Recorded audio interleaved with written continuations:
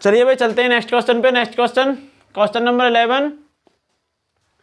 एक नहर के तट पर एक टीवी टावर सीधा खड़ा है। टावर के ठीक सामने दूसरे तट के अन्य बिंदु से टावर के शिखर का उन्नयन कोण 60 डिग्री। भाई तट तो नदी में, नहर में, नालों में होता है भाई। तट भाई एक टावर है, एक वो सीधा खड़ा हुआ है। एक नहर के तट पर एक टीवी टावर सीधा खड़ा, भैया एक नहर के तट पर एक टीवी टावर सीधा खड़ा हुआ है। टावर के ठीक सामने इधर, टावर के ठीक सामने दूसरे तट के अन्य बिंदु से टावर के शिखर का उन्नयन कोण एंगल ऑफ एलिवेशन।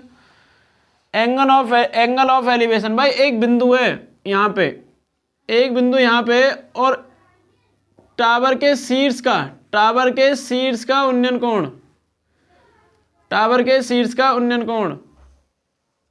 60 डिग्री है भाई। 60 डिग्री उसने बोल दिया कि टावर के शीर्ष का उन्नयन कोण एंगल ऑफ एलिवेशन 60 डिग्री है भाई।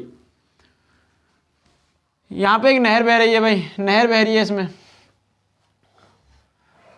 इसी तट पर इस बिंदु से 20 मीटर की दूरी पर भाई, इस बिंदु से इसी तट पर भाई, ये एक तट ये है, एक तट ये है। एक तट पर ये टावर खड़ा हुआ है और एक तट ये है।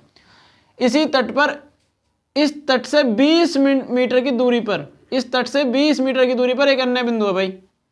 इस तट से 20 मीटर की दूरी पर भाई, 20 मीटर की दूरी पर एक बिंदु है यहाँ पे भाई। समझते चलेंगे, यहाँ से यहाँ तक 20 मीटर की दूरी पर एक बिंदु है। दूरी पर इसी तट पर इस बिंदु से 20 मीटर दूर और इस बिंदु को मीनार के पाद से मिलाने वाली रेखा पर स्थित अन्य बिंदु से टावर के शिखर का उन्नयन कोण याद कीजिए। भाई ये जो टावर है, मीनार है, ये जो टावर है, जो ये 20 मीटर दूर बिंदु है, इसका उन्नयन कोण, इसके शिखर का उन्नयन कोण भाई, इसके शिखर का उन्नयन कोण भाई 30 डिग्री है भाई। 30 डिग्री है भाई। टावर के शिखर का उन्नयन कोण 30 डिग्री है भाई। टावर के शिखर का उन्नयन कोण, टावर की ऊंचाई और नहर की चौड़ाई ज्ञात कीजिए। भाई मैंने मान लिया नहर की चौड़ाई, भाई ये यहां से और यहां तक नहर है, x मीटर मान लिया मैंने। नहर की चौड़ाई x मीटर मान लिया। इसका ABCD, इसका मैंने नाम रख लिया ABCD। भाई आपको इसमें स्पष्ट दिख रहा है भाई, एक तो ट्रायंगल ये हो गया और एक इसमें कंप्लीट ट्रायंगल है ये।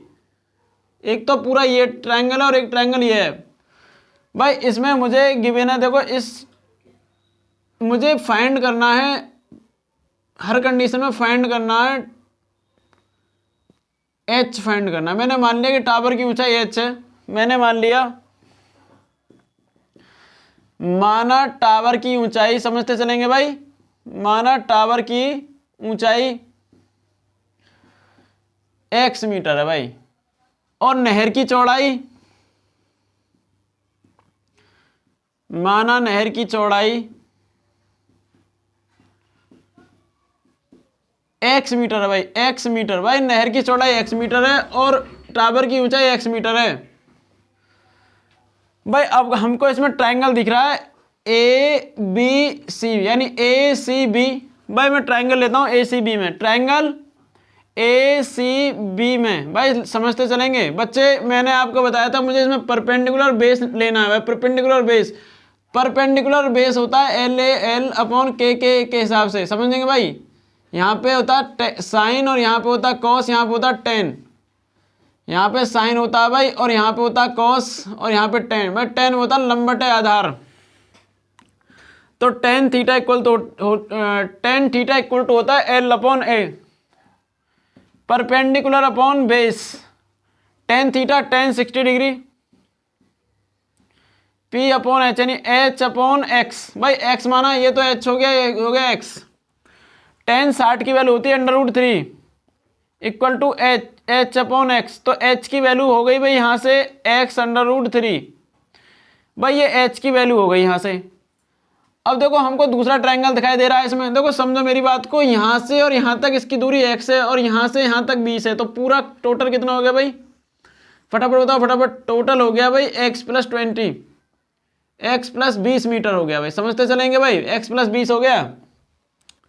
अब मैं ट्रायंगल लेता हूँ इसमें ए डी बी में, ए डी बी में भाई, समझेंगे भाई, इसमें भी हमें परपेंडिकुलर बेस फाइंड करना है, तो इसके लिए भी tan ही लेंगे भाई, tan लेंगे यहाँ से लंब और परपेंडिकुलर के लिए, tan थीटा इक्वल टू होता है हमारा परपेंडिकुलर अपॉन बेस, तो tan थीटा होता है हमारा tan 30 डिग्री और परपेंडिकुलर हो गया हमारा h और पूरा बेस हो गया x + 20 भाई, समझते चलेंगे x + 20, tan 30 की वैल्यू होती है 1/√3 और h की वैल्यू सेम रखेंगे भाई, और x + 20 देखो इस क्रॉस मल्टीप्लाई कर देंगे भाई, x + 20 यहाँ हो गया भाई और h√3 यहाँ हो गया, तो h की वैल्यू रख देंगे भाई, यहाँ से h की वैल्यू पुट कर देंगे भाई, x + 20 इक्वल टू h की वैल्यू क्या हो गई, x√3 इंटू √3, √3 से √3 कट गया, x + 20 x देखो 3x हो गया, तो भाई इस x को इधर लेके जाता हूं मैं, समझना मेरी बात को, इस x को मैं इधर लेके जाऊंगा तो 20 यहाँ हो गया, और भाई 3x में से एक x घटेगा, इधर जाएगा तो माइनस का होगा ही ना ये, तो 20 इक्वल टू 2x, 2 पंजे 10 दूनी 20, यानी x इक्वल टू हो गया भैया 20 मीटर, 20 मीटर x हो गया भैया हमारा 20 मीटर। भाई नहर की चौड़ाई x हमने नहर की चौड़ाई मानी थी, तो नहर की चौड़ाई हो गई हमारी 20 मीटर, 20 मीटर हो गए भाई नहर की चौड़ाई यहाँ के हिसाब से, और h हो गया हमारा भाई, x की वैल्यू यहाँ रखेंगे 20√3, तो टावर की ऊंचाई हो गई भाई हमारी 20√3, ये इसका आंसर हो गया भाई। भाई क्वेश्चन नंबर नेक्स्ट 12, 7 मीटर ऊंचे भवन के शिखर से, भाई एक 7 मीटर ऊंचा भवन है भाई, 7 मीटर ऊंचा भवन है भाई, समझेंगे 7 मीटर यहाँ से और यहाँ तक है 7 मीटर, ये 7 मीटर ऊंचा भवन है भाई, 7 मीटर ऊंचा भवन, 7 मीटर ऊंचे भवन के शिखर से एक केबल टावर के शिखर का, भाई एक केबल टावर भी बोल दिया उसने, एक केबल टावर है, थोड़ा सा शिखर थोड़ा छोटा लेते हैं भाई, छोटा लेते हैं, एक 7 मीटर ऊंचा भवन है भाई, 7 मीटर ऊंचा भवन, 7 मीटर यहाँ से और यहाँ तक 7 मीटर, 7 मीटर ऊंचा भवन है भाई, 7 मीटर ऊंचे भवन के शिखर से एक केबल टावर के शिखर का उन्नयन कोण, एक केबल टावर के शिखर का उन्नयन कोण, एक केबल टावर है,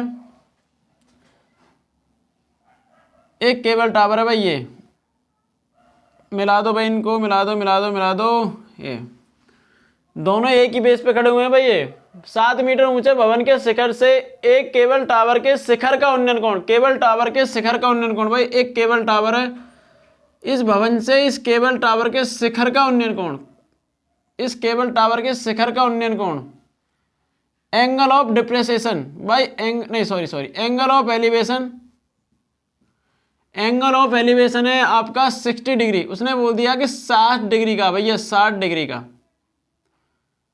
60 डिग्री है भाई,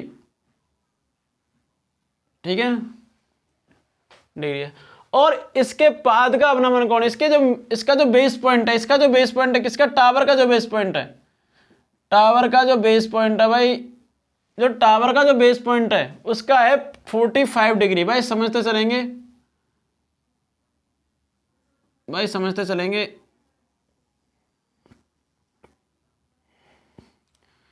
भाई इसका जो एंगल है वो है 45 डिग्री, भाई समझते चलेंगे।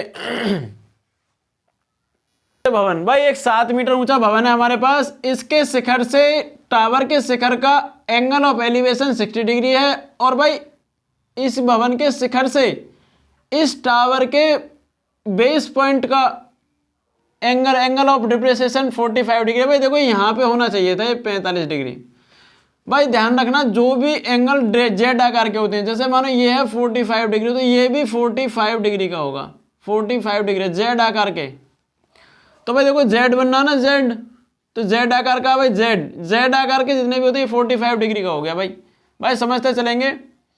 उसने कहा केवल टावर की ऊंचाई ज्ञात कीजिए। मैंने मान लिया भाई टावर की ऊंचाई h है, मैंने मान लिया टावर की ऊंचाई h है भाई। करते हैं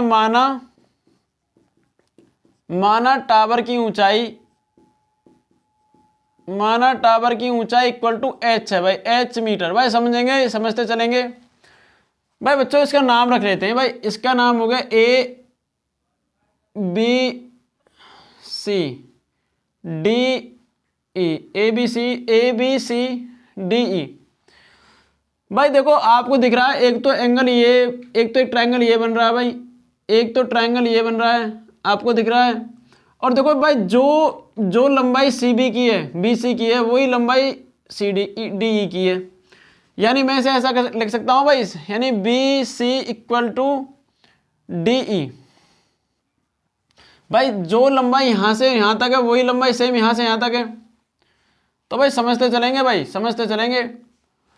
तो मैं इसमें ट्रायंगल लेता हूं भाई, ट्रायंगल लेता हूं मैं। इसमें क्या लेता हूं भाई, CDE में, ट्रायंगल CDE में। तो भाई अब की बार देखो सुनो, जो भी एंगल लेते हैं उसके जस्ट सामने वाली परपेंडिकुलर होती है। तो परपेंडिकुलर ये हो गया और इसके ये बेस हो गया। तो हम इसमें लेंगे टेन थीटा भाई। समझते चलना, मैंने आपको बार बार बताता चला हूं, टेन थीटा होता है परपेंडिकुलर अपॉन बेस। तो भाई परपेंडिकुलर इसका 7 है, समझते चलेंगे, और बेस है इसका DE। तो tan theta equal tan theta की वैल्यू कितनी है भाई यहाँ पर, टेन थीटा की 1045 डिग्री, 1045 डिग्री 7 अपॉन DE भाई।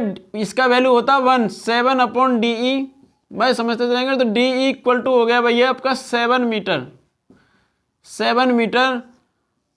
तो भाई इसकी भी लंबाई यहां से और यहां तक 7 हो गई, 7 मीटर भाई। जब ये 7 मीटर है तो ये भी 7 मीटर हो गया, मैंने आपको पहले बता दिया है भाई। BC equal to DE equal to 7 metre हो गया, ये भी 7 मीटर हो गया। तो अब मैं इसमें एंगल लेता हूं ये, समझते चलना भाई। अब मैं इसमें एंगल लेता हूं ये पूरा, ये वाला भाई, समझते चलना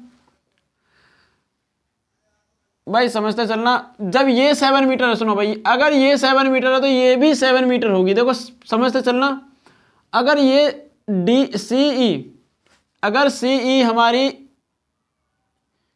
CE और हमारी BD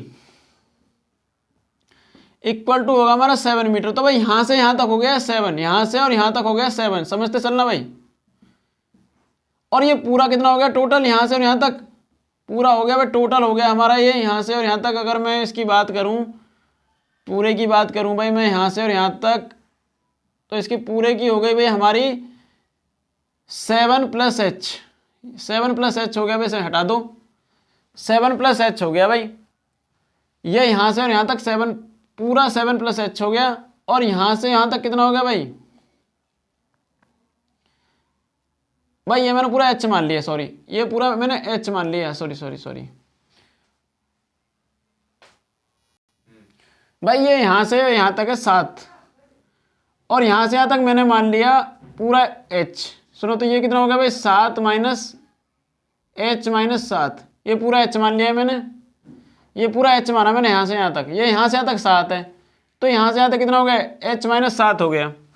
तो भाई नेक्स्ट ट्रायंगल लेंगे भाई ACB में। तो इसमें भी टेन थीटा लेंगे भाई। टेन थीटा इक्वल टू होता है P/B भाई, समझते रहे ना। 60 डिग्री इक्वल टू P कितना हो गया हमारा, h - 7 अपॉन B कितना हो गया 7, √3 इक्वल टू h - 7 अपॉन 7 भाई। 7 √3 हो गए यहाँ, इसको इधर आ जाएगा ये h - 7। देखो भाई समझते चलेंगे, 7 को इधर लाता हूं मैं, 7 √3 + 7 इक्वल टू 7 भाई। 7 इसमें से कॉमन करता हूं तो √3 + 1 इक्वल टू h, यानी h इक्वल टू हो गया हमारा 7 √3 + 1 मीटर भाई। ये इसकी ऊंचाई हो गई टावर की, ये टावर की ऊंचाई हो गई भाई।